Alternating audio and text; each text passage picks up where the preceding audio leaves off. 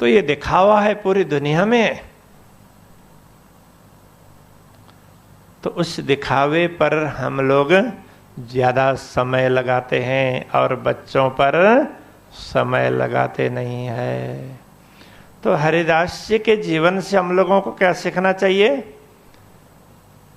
तो छोटों की बात भी मार्मिक हो सकती है, सुननी चाहिए। तो कुछ आप लोग विचार करेंगे तो बच्चों की बात सुनेंगे। तो टीवी से ज्यादा बच्चों पर ध्यान दीजिए, परिवार पर ध्यान दीजिए।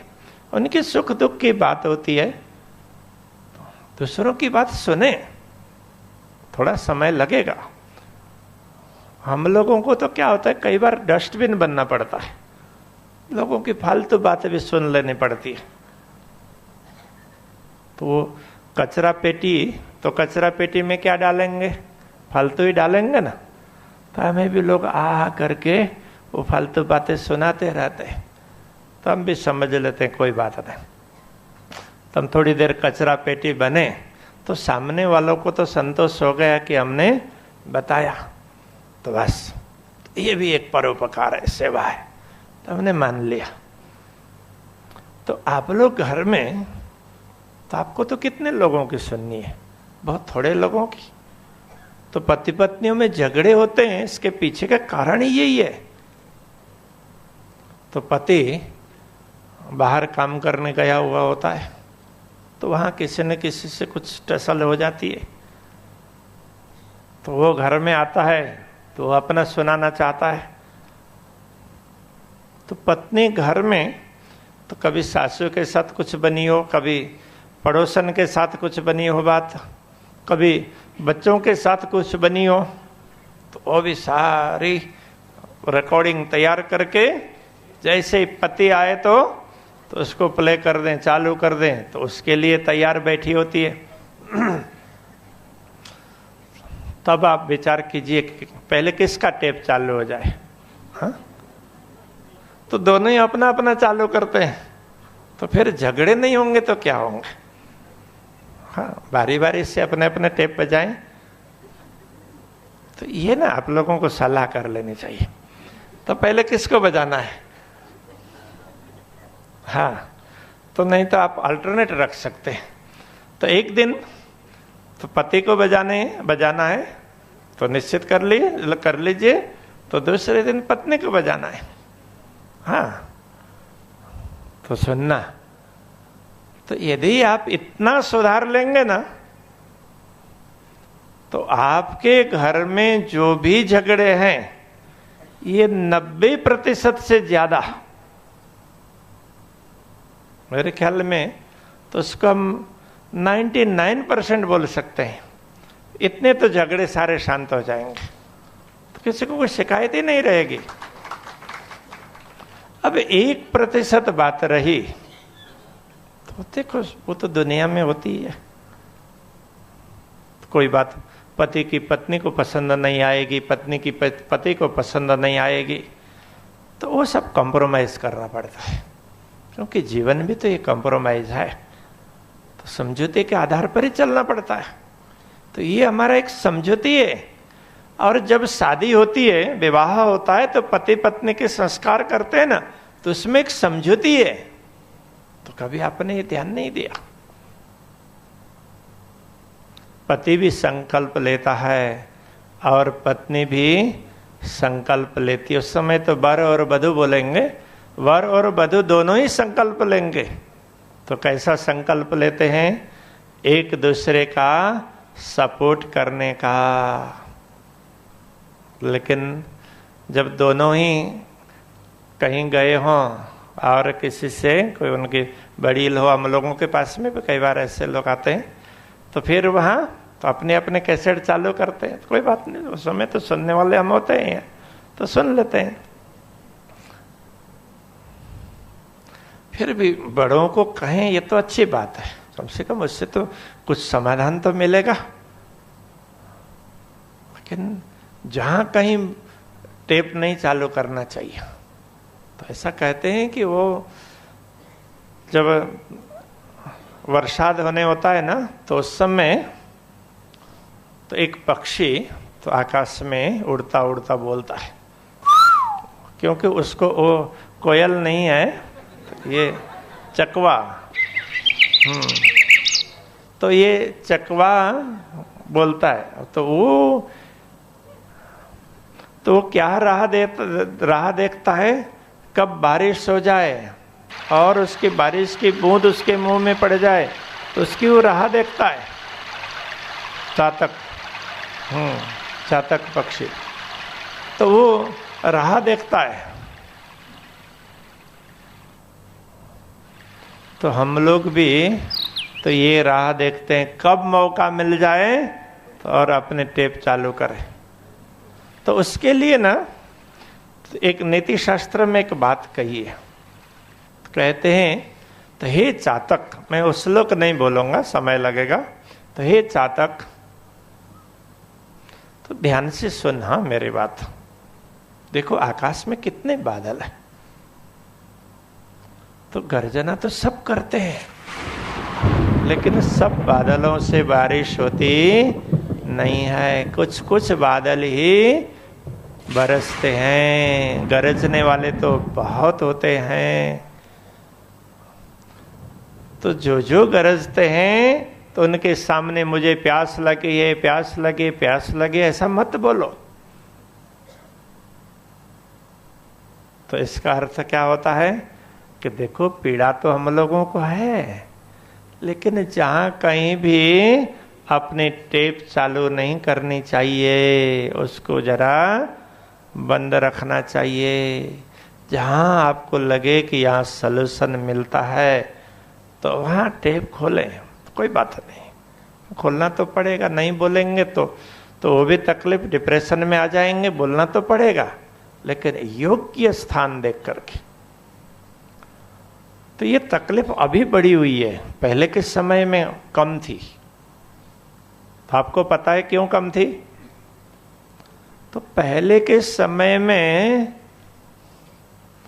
परिवार बड़ा होता था, एक ही परिवार में 4-5 भाई, तो वो भी उनकी अब मानो लड़के 4-5 हो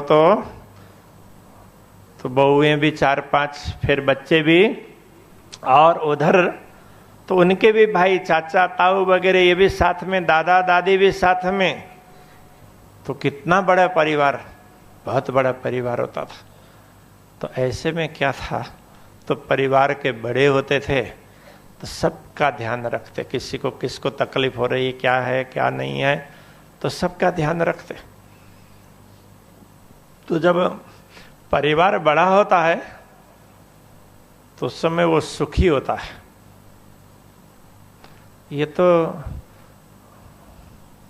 छोटा परिवार, सुखी परिवार, ये तो क्या है, जनसंख्या पर नियंत्रण लाने के लिए बता दिया।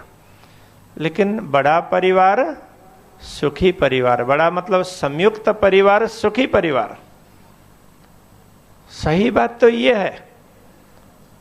वो छोटा परिवार, सुखी परिवार, वो तो लोगों ने बहुत कुछ अपने बिजनेस के हिसाब से लगा दिया, और हम दो हमारे दो, तो ये भी इसी का परिणाम है। तो छोटा परिवार कभी भी सुखी नहीं होता है। तो अब आप देखिए, तो एक ही लड़का है, तो हो सकता है वो किसी कारण से कभी बीमारी आ गई, कुछ हो गया, तो वो काम करने के लिए पूरा सक्षम ना हो, तो फिर दूसरा तो है ही नहीं। तो अब करेंगे क्या? जी तब तक मरते रहेंगे। तो ऐसे करते रहेंगे ना, तो भविष्य में क्या होगा, तो कोई सेना में जाने वाला मिलेगा ही नहीं, क्योंकि एक ही लड़का होगा तो उसको कोई सेना में भेजेगा नहीं, भेजेगा ना। तो घर में भी तो चाहिए। तो कोई साधु भी नहीं बनेगा, क्योंकि होंगे ही नहीं तो बनेंगे कहां से?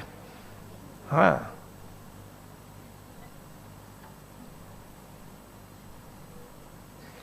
तो अभी जो ये न्यूक्लियर फैमिली का कॉन्सेप्ट है, तो इसको जो छोटा परिवार है ना, उसको आजकल न्यूक्लियर फैमिली बोलते हैं।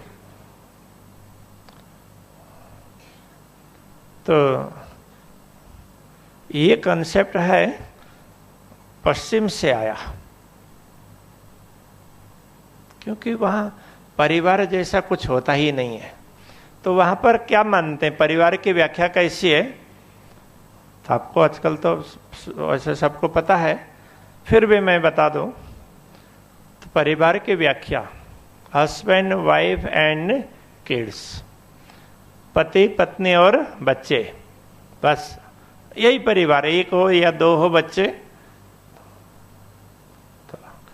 और थोड़े दिन के बाद तो वहां पर पति पत्नी का ना तो वेडिंग नहीं होता है, उसको वेल्डिंग होता है। हाँ, तो वेल्डिंग और वेल्डिंग में फर्क है ना।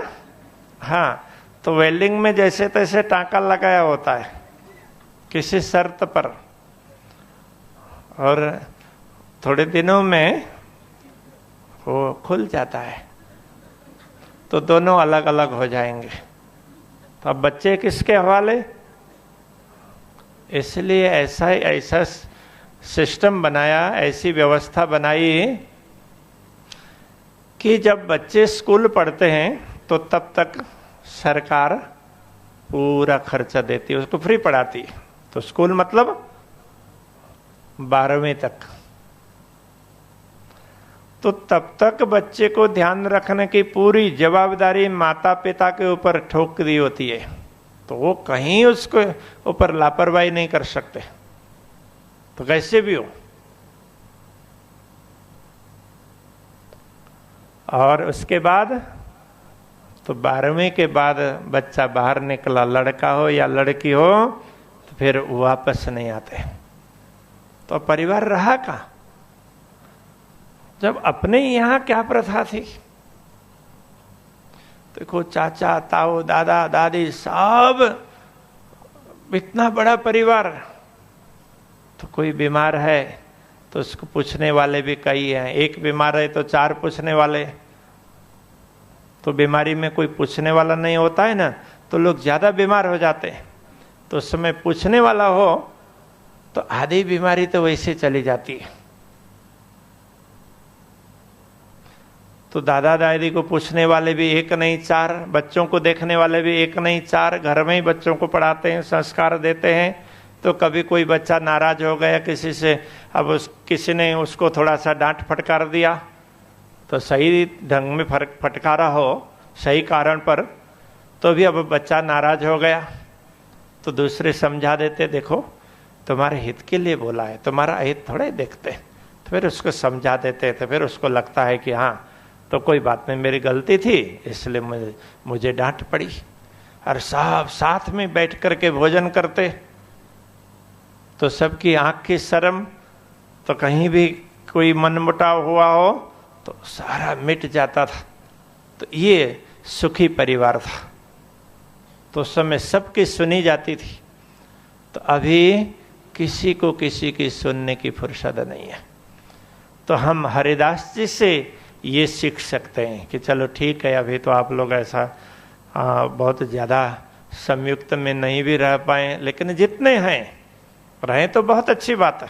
कुछ परिवार को हमने देखा है साथ में रहते हैं भाई भाई, तो बड़ी अच्छी बात है। तो हमारे यहीं एक सज्जन बैठे हुए हैं, तो 2 भाई हैं, साथ है, और उनके दोनों के 2 बेटे हैं, तो सब साथ में, तो अच्छी बात है। तो